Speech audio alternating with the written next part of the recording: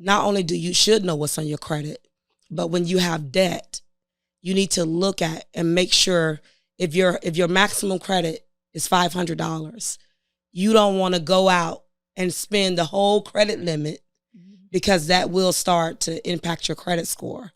And so for those that say they're ready and they're getting ready to buy a home, I recommend that you start with your smallest balance and begin to hit one debt at a time in order to pay it off. I am Amelia the Realtor, and welcome to Happily Ever Sold.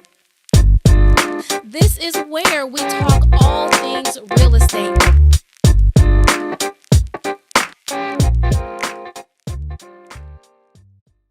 Hello. This is Amelia the Realtor, and welcome to Happily Ever Sold. This is where we talk everything real estate, buying, selling, renting, and investing. And we just have one good old conversation. So I'm really glad you are here. Today, we are talking about mortgages and lending. Now, this is a very, very key component in the home buying process. And so, like I've said before, what we're going to do is we're going to bring the experts to you. And today, I am here with an expert. I am here with Tricka Brown. She is a mortgage loan officer, and she is the authority on all things mortgages. And so I'm super excited. Welcome, Ms. Brown. I'm so glad to have you here today. Thank you so much for having me. When I find this environment and I look at you, I am so proud of what you're doing because I do believe that information is power. So thank you for having me, Amelia. Oh, you're very, very welcome. And so let's just jump right on in. Tell me a little bit about yourself. What you do, how long you've been in the business, and how did you get started? Well, some people would say in jobs they plan for it. I would say mine was truly a God moment. I've been doing this since I was about 18. I was getting ready to turn 19. Wow. So over 25 years. And I have done it from processing. I've done underwriting. I've done closings. I've pretty much done the whole scope of what happens behind the scene in mortgages. Wow. So for that length of time, I know when I talk about being a realtor, one thing that I always say is you have to be passionate about what you do. And it really sounds like to invest this amount of time in an industry is that you're very, very passionate about what you do. I am. I think it's a part of me helping people. And I get a chance to do something that a lot of people may not want to do because it does take time and it does take a process that we must go through. Wow, a process. That's the number one thing. So let's jump right on into the process. So I'm a home buyer. Let's say I am a first-time home buyer. So when in that process would I come and see you? One of the things that I believe that a lot of people do is they contact the realtor, but they don't know how much they qualify for. And so when you're thinking about buying a home, sometimes we like to wait to the last minute. I believe the moment that it hits your thoughts, you need to start preparing. So when you say, okay, I want to buy a home, then there are steps. You need a realtor. I recommend a realtor, absolutely, hands down. And then you want to know, okay, let me find out what lender I would like to use. And so I don't think you wait to the last minute to go to the lender. I think the lender is one of those boxes you must check at the same time you're going to a realtor. Wow, that's great information because, when we are thinking about buying a home and the whole home buying process, we have ideas of what we want, right? We have this vision, I mentioned in a show before, HGTV, and they give us all these different ideas, and so we want the 2 bedrooms or the 3 bedrooms and the large yard and the multiple car garage. But in actuality, that might not be the budget that we are working with. And that's just the reality. So you said something about preparing. Yes. Right? So how would I prepare? What do I need to have prepared when I come into your office and I'm saying, hey, I want to buy a home and I need some money? Well, let's say this. With mortgages, there's a couple of things that they will look at. Okay. They're going to look at your income. They're going to look at your assets. And they're going to look at your credit. Those 3 things is mandatory. And I think sometimes we really don't know how much we make. Mm-hmm. Sometimes we don't really know how much bonus or overtime we make. In lending, they consider all of that. Then when we look at our assets, we really don't know how much money we have. We think we do, but at the same time, we don't. And when you know how much money you have a budget in place. Mm-hmm. So a lot of people spend just to spend, but they don't spend to say, okay, I'm putting myself and I have a budget. And so if I think I want the new shoes, I go buy them. As a lender, we look at that to the extent of if you're self-employed and your business income is going in your personal bank account, that's considered an expense if you brought shoes. Now that is some really, listen, like my mind, listen, let me tell you. See, I told you on Happily Ever Sold, like we're getting to the meat and the potatoes of the process. Okay, yes. So it's more than just your net and your gross income is what you're saying to me. Yes. Wow. Because I don't even think until I bought a home myself, honestly, like Amelia the Realtor, I really did not know about in detail as far as what I brought in. Mm-hmm. You know, I'm just so used to it hitting the bank, right. My direct deposit hitting the bank, buying what I want. But it wasn't until I looked at the process of what I needed to buy a home and I needed tax returns, I needed different things that I really was looking at the money that was coming in and the money that was right. going out. So I started looking things a lot differently. I really didn't need that Starbucks. I really didn't need that new pair of shoes or the second or third pair of shoes. Okay, don't judge me. Don't judge me. I'm a girly girl. So yeah, absolutely. So assets and your income. So outside of just your regular paycheck, right? Yes. What other things are you looking at for loan qualifications? We're looking at, when we look at the income, depending on if you're a W-2 employee, mm-hmm. if you're self-employed, we look at what type of employee you are. If you work for someone, then it's typical for us to ask for pay stubs mm-hmm. covering 30 days, showing year-to-date income. If you are a salary bar, then of course we're going to want W-2s. Mm-hmm.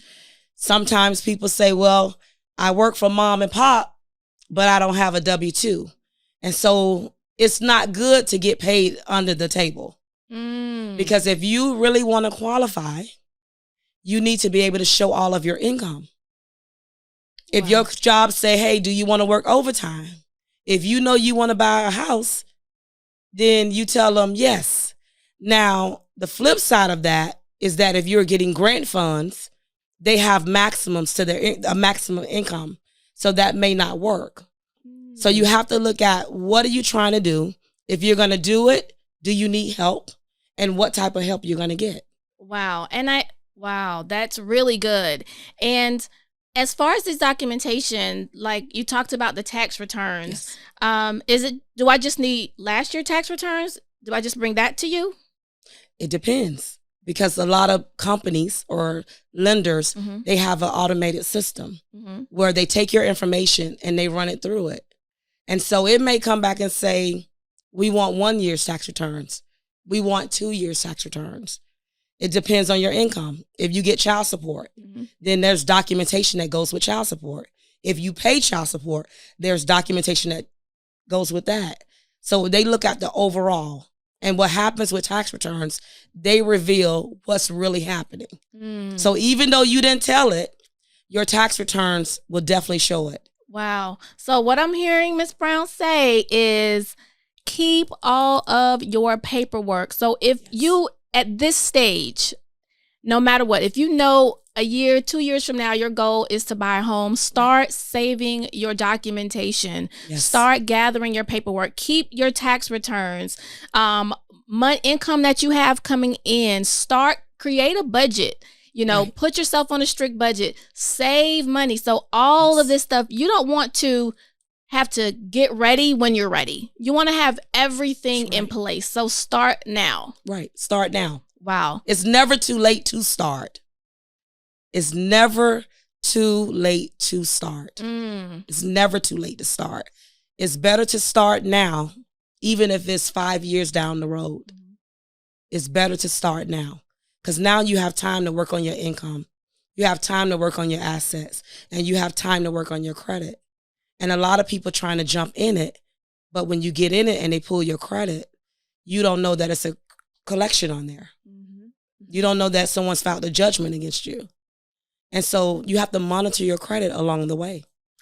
And this is what, and one of the reasons why I'm passionate about being a realtor and connecting with people is I always say, I don't mind connecting with people just when they're ready to find a home, but I really love connecting with people when they've just had the idea. Yes. And to start preparing them for this journey. Right. And because of that, because I know wonderful people like yourself and a wealth of knowledge, I can say, hey, okay, I have the plug, in mortgages, and who's going to tell you some information you're going to be able to plan even now. So you're going to be in a more attractive position. Yes.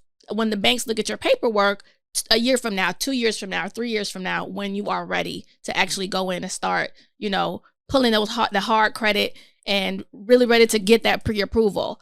So let's talk about that wonderful C word, Mrs. Brown.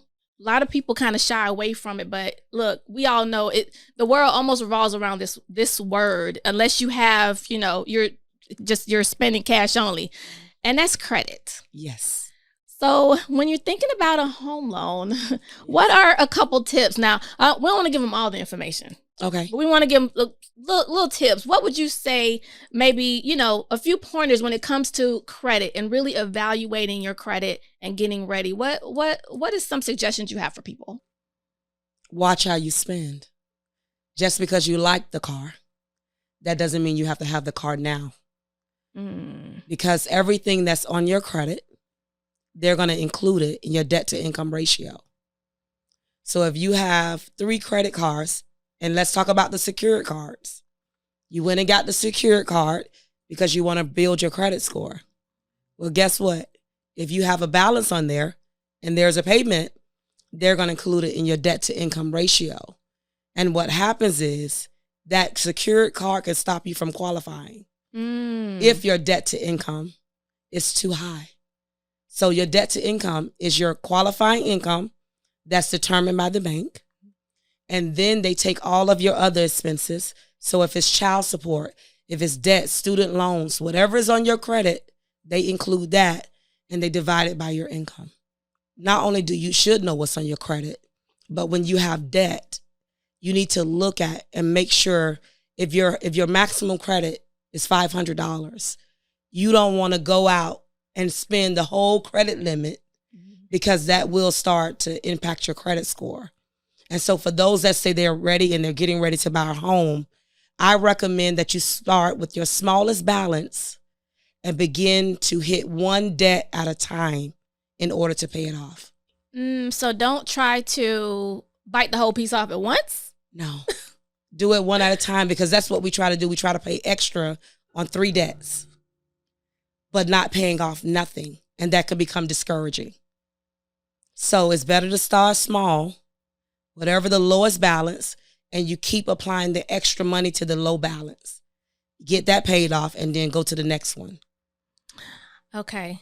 I just have to reiterate that because this is a huge tip. So I have 3 credit cards that all have balances. Yes.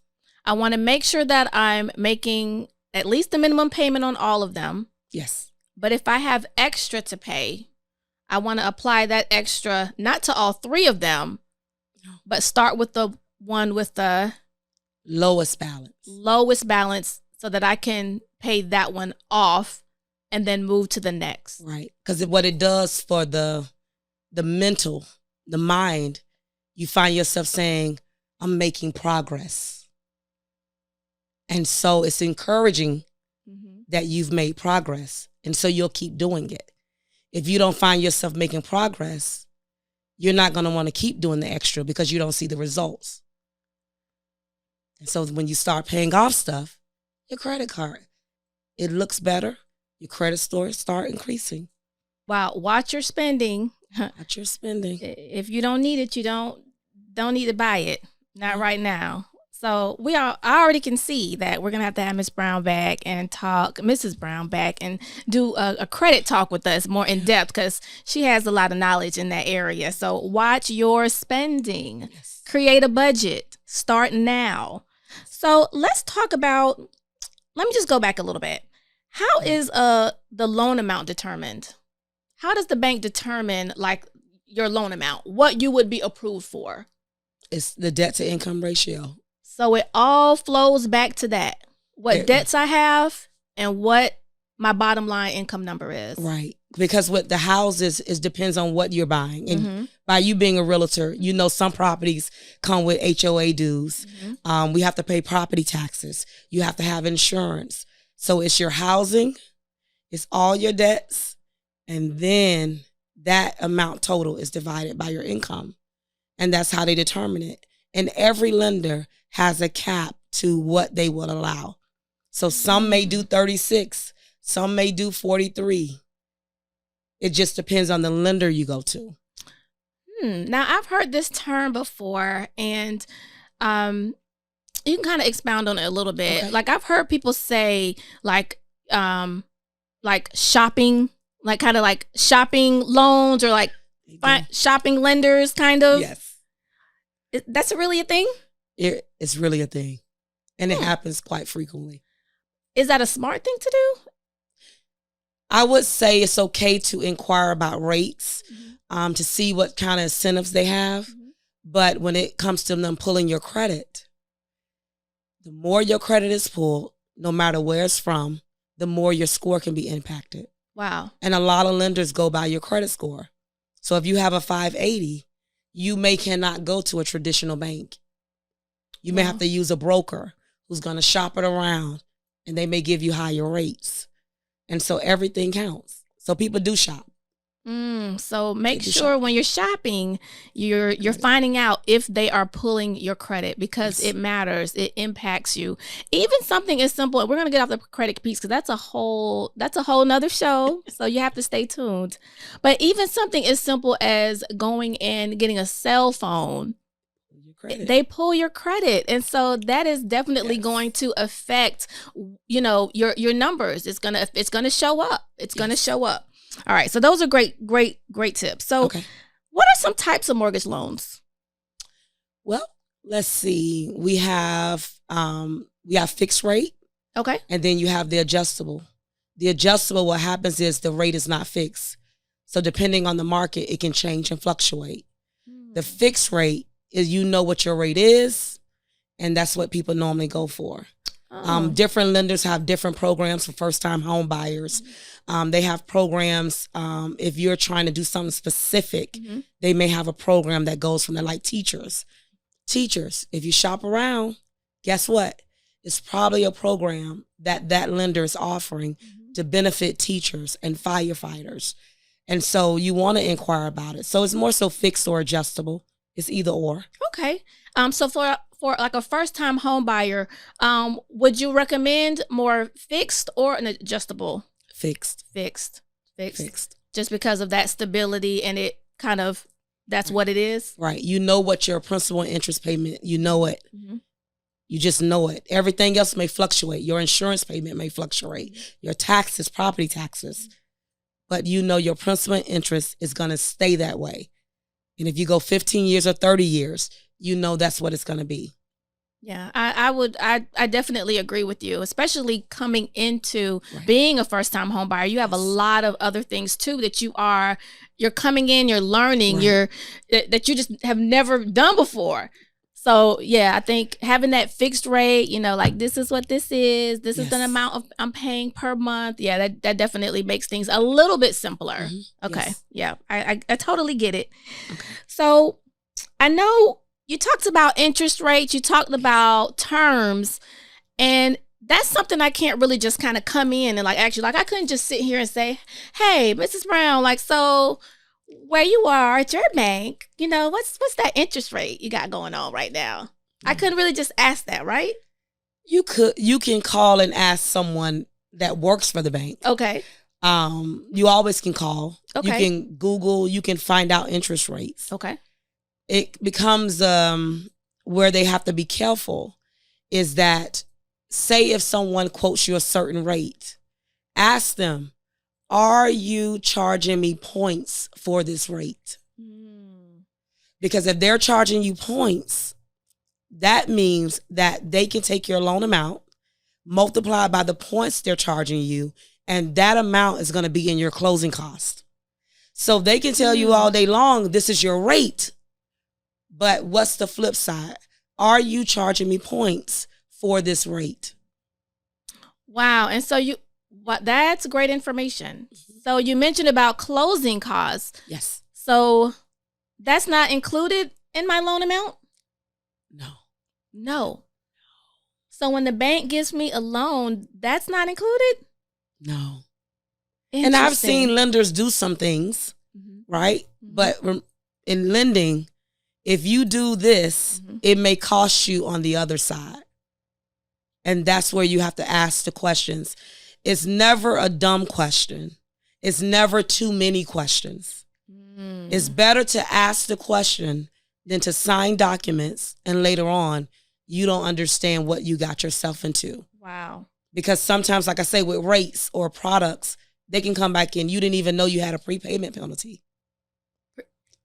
So it's better to ask the questions, and it's better to know what you're getting into. You have to know.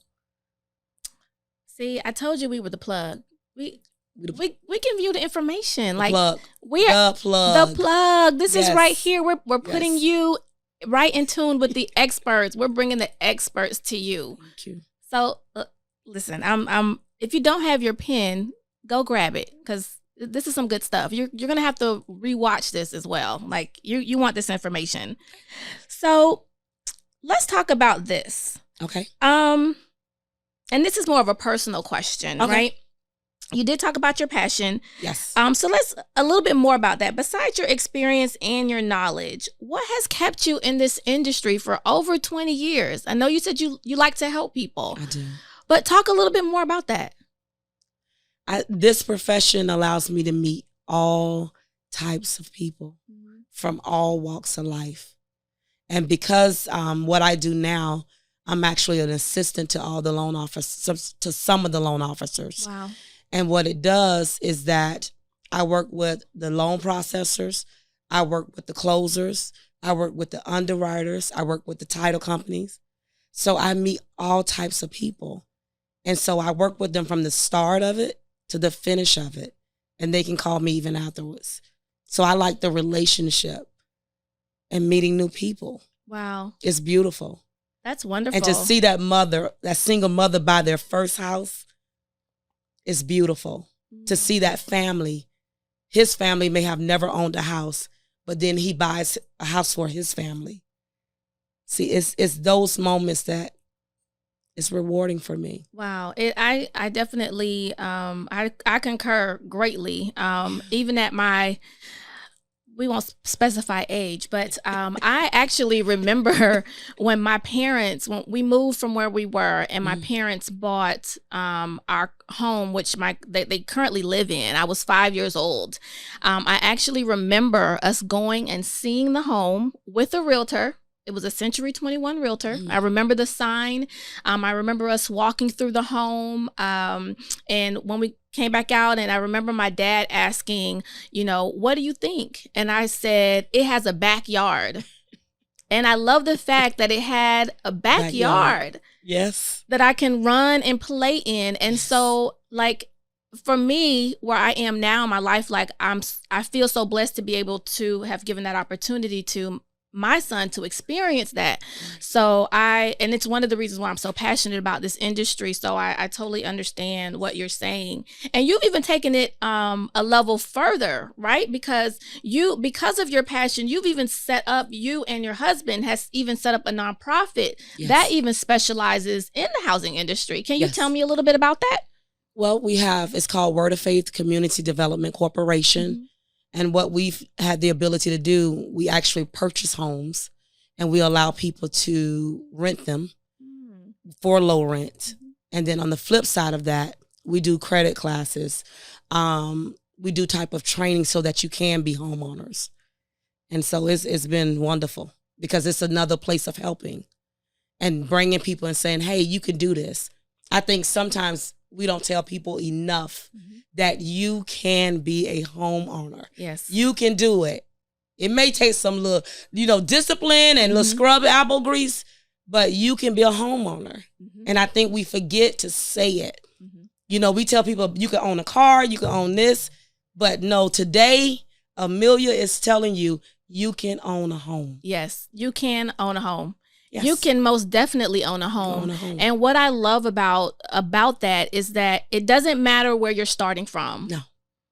It doesn't matter where you've been. It doesn't matter what you've seen your parents do. Right. If that wasn't their story, or if that wasn't your grandparents' story, you can change the narrative. Yes, you can. You can change your direction and set it up for the legacy that's following behind you. And I know for a fact, I know for me, and I can speak confidently for Mrs. Brown, her passion, and even through their nonprofit, this is why we do what we do, because we want to set a new narrative for people. And it doesn't matter. It's not based on color. It's not based on age. It's not based. This can be you, and you can do this. Wow, this is. I love that. I love that. And I love that you have dedicated so much time to this, because you could have easily decided like, hey, I've put in my time. I want to do something else. Right. What people may not know, we haven't said it, but you're a pastor. Yes. You're also a pastor. Yeah. So you're even through that and full-time ministry, and you're still in the industry of making people's homeownership dreams a reality. I think that's very, very, it's wonderful. It's a wonderful thing that you're doing. That's great. Thank you. Awesome.